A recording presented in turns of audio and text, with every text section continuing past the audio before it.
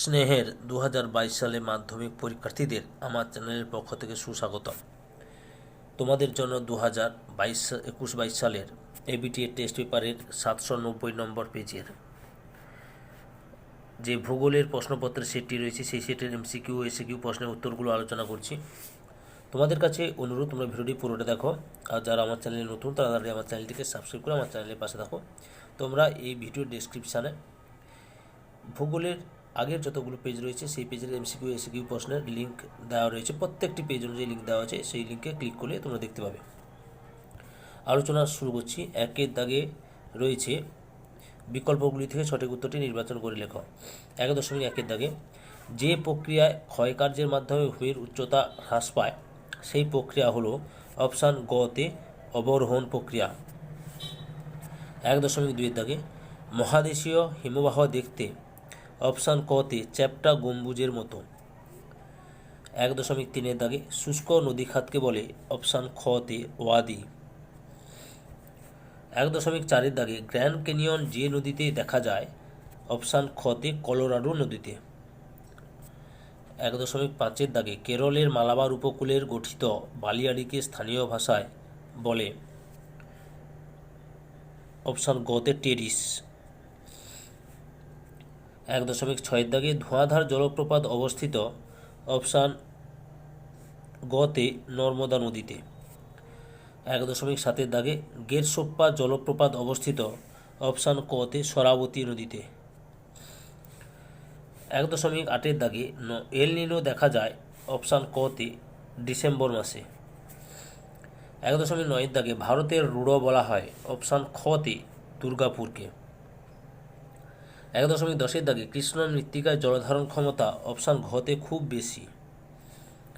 1.11 দাগে গ্রীষ্মকালে দুপুরের সময় উত্তর ভারতে প্রবাহিত উষ্ণ ও শুষ্ক বায়ু হল অপশান গতে লু। 1.12 দাগে মাইথন বাঁধ নির্মাণ করা হয়েছে অপশান খতে বরাকর নদীতে। এরপরে 1.13 দাগে ভারতের দীর্ঘতম সেচ খাল হল অপশান খতে ইন্দিরা খাল। 1.14 দাগে রাউরকেল্লা স্টিল প্ল্যান্ট কোন নদীর তীরে গড়ে উঠেছে? উত্তরটি হবে অপশান ঘতে ব্রাহ্মণী নদীর তীরে। এরপরে বিভাগ ক্ষয়ের দাগে 2 দাগে যে কোনো শুদ্ধ অশুদ্ধ নির্ণয় করতে হবে। 1.1 দাগে লম্ফদান নদী ক্ষয়ের একটি প্রক্রিয়া অশুদ্ধ।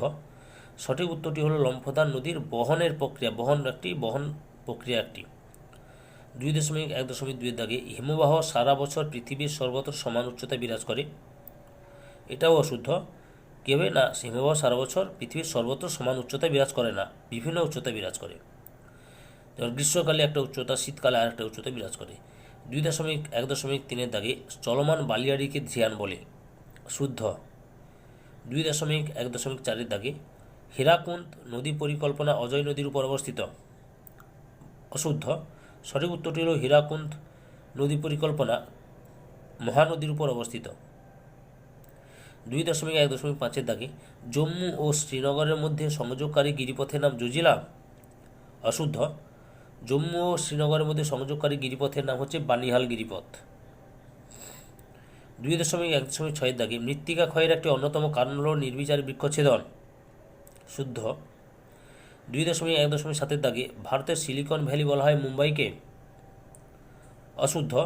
ভারতের সিলিকন ভ্যালি বলা হয় বেঙ্গালুরু শহরকে বা বেঙ্গালুরুকে। এরপর শূন্যস্থান পূরণ করো। 2.2.1 দাগে নীলকণ্ঠ একটি ড্যাশের উদাহরণ। নীলকণ্ঠ একটি পিরামিড চূড়ার উদাহরণ। 2.2.2 দাগে মন্থকূপ ড্যাশ প্রক্রিয়ায় গঠিত হয়। উত্তরটি হবে অবঘর্ষ প্রক্রিয়ায়। 2.2.3 দাগে ভারতের একটি অন্তর্বাহিনী নদীর নাম ড্যাশ। উত্তরটি হবে লুনি নদী। 2.2.4 দাগে সাতপুরা পর্বতের সর্বোচ্চ শৃঙ্গের নাম ড্যাশ। উত্তরটি হবে ধূপগড়।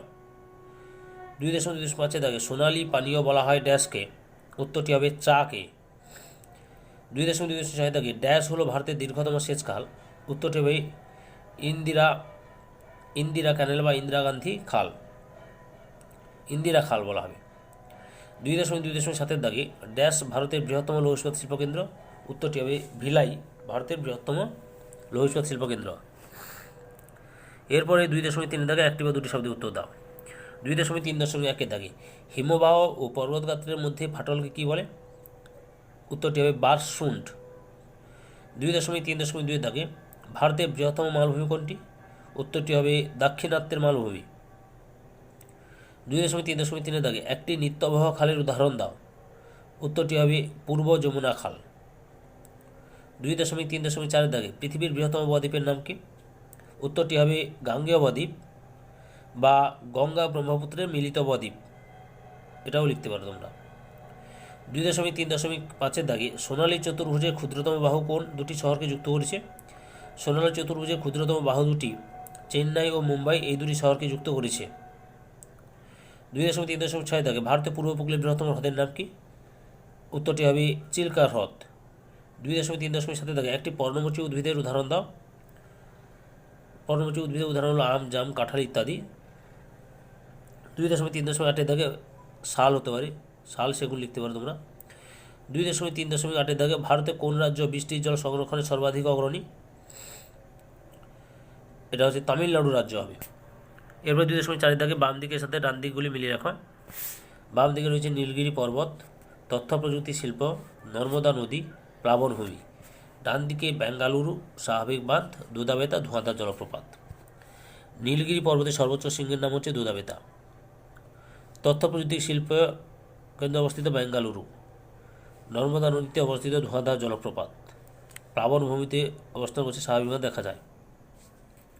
তাহলে ছাত্রছাত্রী তোমরা 790 পেজের এমসিকিউ এসিকিউ প্রশ্নের উত্তরগুলো জানতে পারলে। তোমাদের কাছে এই ভিডিওটি ভালো লাগলে বা এই ভিডিও থেকে তোমরা উপকৃত হলে আমার চ্যানেলটিকে সাবস্ক্রাইব করে আমার চ্যানেলের পাশে থাকো। সঙ্গে ডান দিকের বেল আইকন অল অপশানে গিয়ে ক্লিক করো যাতে পরবর্তী ভিডিও নোটিফিকেশান পাও। আর একটা লাইক দাও, কমেন্ট করো এবং ভিডিওটি তোমাদের একই ক্লাসে বন্ধু বান্ধবদের মধ্যে শেয়ার করো। যারা অলরেডি আমার চ্যানেলটিকে সাবস্ক্রাইব করেছো এবং এই ভিডিওটি দেখলে তাদের সবাইকে অসংখ্য ধন্যবাদ।